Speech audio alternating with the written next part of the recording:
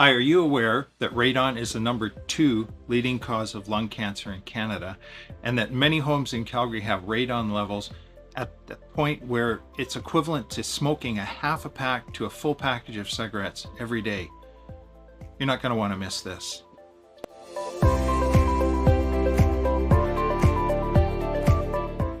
All right, so let's talk about radon. How come it's been overlooked for so long, and why is it such a powerful carcinogen? I'd like to talk to you about Tim and Mel, clients of mine. A couple years ago, they bought a home, and I gave them a radon detector to check their house out, and they ended up with a real issue. So I'd like to chat with you about that, how they discovered it, what they did about it, and where things are at now for them. And then from there, let's talk about what you need to do if you find an unhealthy amount of radon contamination in your home and how you should take care of it. I'll give you a couple of company names and then as well some DIY information that's been successful for me. And then what about the value of your house? If you put radon remediation in and you go to sell, is it going to affect your equity? Let's get at it. Back years ago, with regards to radon, wasn't even on our radar. We would get US-based relocation companies that would come in for purchases or sales of houses, and they would insist on doing a radon test. And we just thought, oh, these guys don't know anything about the Canadian market. It was said that because we were on the Canadian Shield, we had no radon, it just wasn't an issue. Well, roll back here a few years ago, and I came across Dr. Aaron Goodarzi's studies at the University of Calgary with regards to radon. He specifically focused initially on Calgary, and now through Radon, it's gone nationwide. So what is radon? Radon is a colorless, tasteless, odorless, radioactive gas, it's particles, that are alpha radiation, I'm told, from Dr. Goodarzi's study, that permeates the body and causes potential mutations in our cells because of the radioactive effect. Those mutations can turn into cancer. He found with those early studies that about 6% of Calgary homes had unhealthy levels of radon in them. And that is unhealthy according to the Canadian standard, which is 200 becquerels per cubic meter. The World Health Organization standard is 100, and that's because at 100 there becomes a statistically different number, different indication that there is health consequences at 100. Canada's at 200, the United States is at 150, right in the middle. So this came onto my radar, and I went out and I bought a tester, and then fast forward from then, which was 5 or 6 years ago, to just 2.5, 3 years ago. I had a young couple, Tim and Mel. They're moving into a new build, infill, and combining families.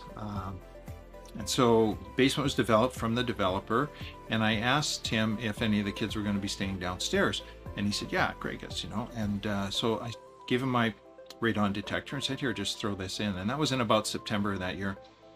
I hadn't heard anything from Tim, and around the new year I gave him a shout and said, what's going on? And he said, well, I'm at work right now, there's a bit of a story to this.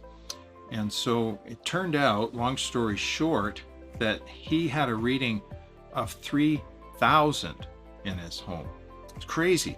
So he said, right at that point, he was talking with Great West, I think it was Great West Radon, about remediation. Well, let's talk about how they remediate. So it's to the point now where it's actually built right into the building code in Calgary and Alberta that rough-in remediation for radon has to be done in every new home. So they run perforated pipes to underneath the slab before they pour the concrete to a ventilation hole.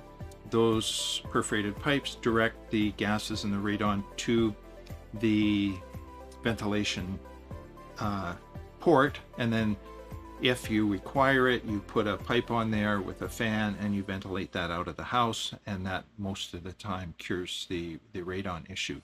So what they actually did is they went in, they got this reading of 3,000, and then they weren't too happy with the positioning of where the rough-in for the remediation was from the builder, so they cored another hole and ran it out there. So they got it down to, I think it was around 700, which was a considerable drop for sure, but still over triple the health limit for the Canadian standards.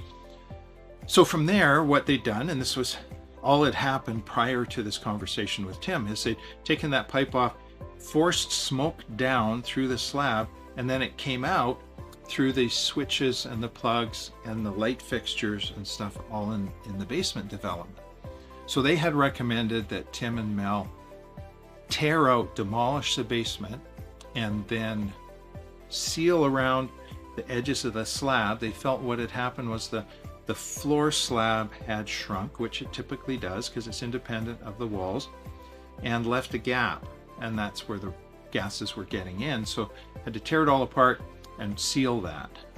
So Tim's like, what do you think? And I'm like, well, let me sleep on it. So I slept on it for a day or two, gave him a call back, and I said, what if we did this? I said, first thing we could do is put maybe a higher CFM fan in that remediation hole that they have, or potentially, or put an additional ventilation fan in where the builder's rough-in was, and or take all the plugs and switches and put those little foamy pads on that keep, kind of the non-draft pads.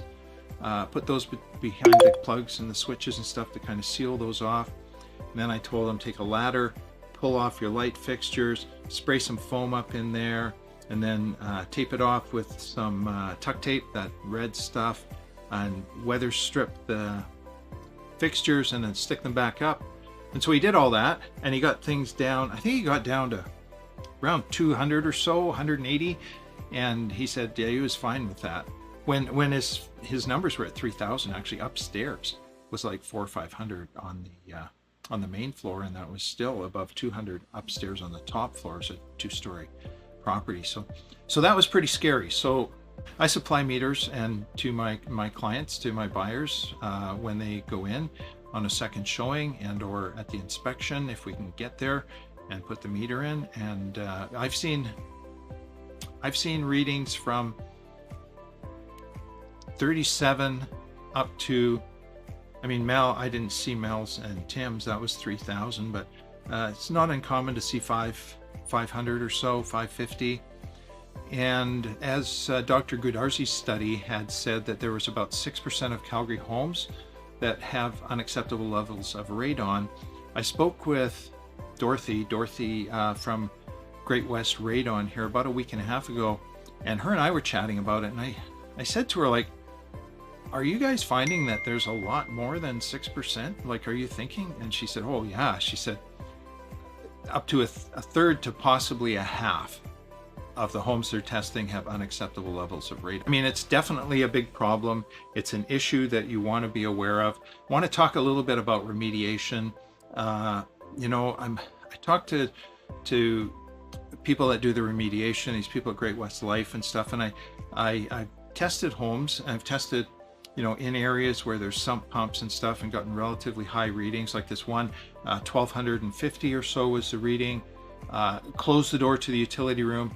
Outside of the utility room, it was 175. Across the other side of the basement was 75. So, like, why not just close the door? They say any room that you're in for, 3 to 4 hours a day you should check the radon levels and make sure that they're, something that's acceptable to you. But I think there's other ways to remediate. I've seen people that have put in high efficiency furnaces, and they've got the old ducting there for the combustion air that used to come in to feed their furnace, and they just open that up and stick a fan in there, and it's brought their radon levels down. So my point is, it doesn't have to be like, I don't think by the book. Don't quote me on this because I'm not an expert, but for heaven's sakes, if it takes the gas out and it brings the radon down, isn't that the whole point of why you're remediating? What about the value of your house?